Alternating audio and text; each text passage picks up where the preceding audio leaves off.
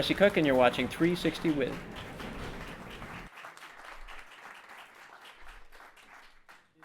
My dad took me to see the Harlem Globetrotters when I was, I don't know, 9. And it was like magic, right? They would throw the thing without looking from the mid-court, and it would go sploosh, you know, nothing but net.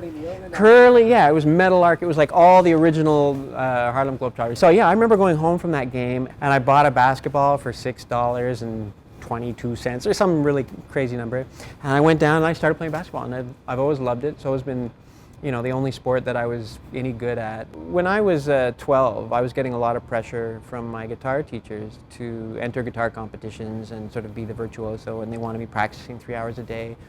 And I remember sitting in my room practicing, looking out the window, and my friends are playing in the next yard over, and I'm thinking, how come I have to sit here and work while they're out having fun? Why can't I be out there having fun? And I realized, you know, I want to be a basketball player. That's what I want to do in life. You know, this is the wrong choice. So at 13, I quit, and I you know, obviously basketball was never seriously in the cards for me, but it was, you know, I fantasized about it for sure, many times.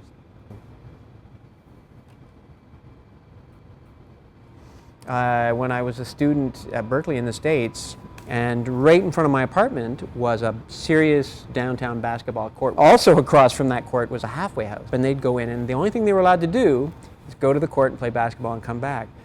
And so that was kind of my schooling. There were no fights, because, you know, these guys were not going to get into trouble when they're that close to being free, right? So it was actually really sort of great schooling for me as a, whatever, 19-year-old wanting to play, you know, more American-style basketball. As an athlete, your body is eventually going to let you down. And I think dancers also have this problem, you know, ballet dancers or whatever. By their 30s, they're starting to show signs of wear, and if they can make it to 40, that's really remarkable. You know, I passed 40 a long time ago, and I still feel like, you know, there's room for improvement, and my body is going to allow me to keep working on it. I saw the great Andre Segovia play on the stage of Massey Hall when I was, I don't know, 12 or something, and he was 76, and he walked out on the stage, and his fingers were as thick as sausages at that point, and he sat down and he played unamplified, and it was beautiful. And I thought, that's what I want to do when I'm 76. I've met a few over the years. I actually bumped into Valanciunas at the baggage claim at Toronto Pearson. Can we get our picture taken together? Because I want my son to see it. My son's a bit of a fan too, right? And so he sort of said, sure. And I get out my phone and I do this, and he bends down to get in the shot. And I thought, damn, you know, I wanted to see like just the shoulder, right? Just the neck up, you know, like his face is totally out of the shot because, you know, he's so damn tall. Yeah, I don't know. I mean, I sort of think that that Stephen Curry and his team, that they're hard to beat. You know, they've got a certain magic. I mean, I thought Atlanta was amazing last year, but you know, when you get to those final games, there are some people who just have that magic, right? And some teams that have that chemistry. And right now, you know, it's San Francisco. In Oklahoma, we had a day off there.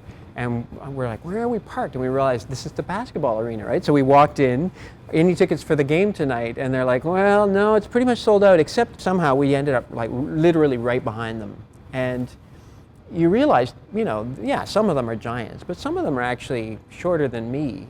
And they're flying through the air. You see the guy jumping from the top of the key and dunking it, and you just go, that's magic. Like, that to me is really astounding, that a human being can do that, right? Like, yeah. As a band, we have less of that than I think other people. Other people form a circle and they chant, or like I toured with the Chieftains, who are, you know, this Celtic band that had been around for decades. And when I was with them, I was in my 30s and they were all in their 70s. They'd been touring for 40 years and they had it down to a science.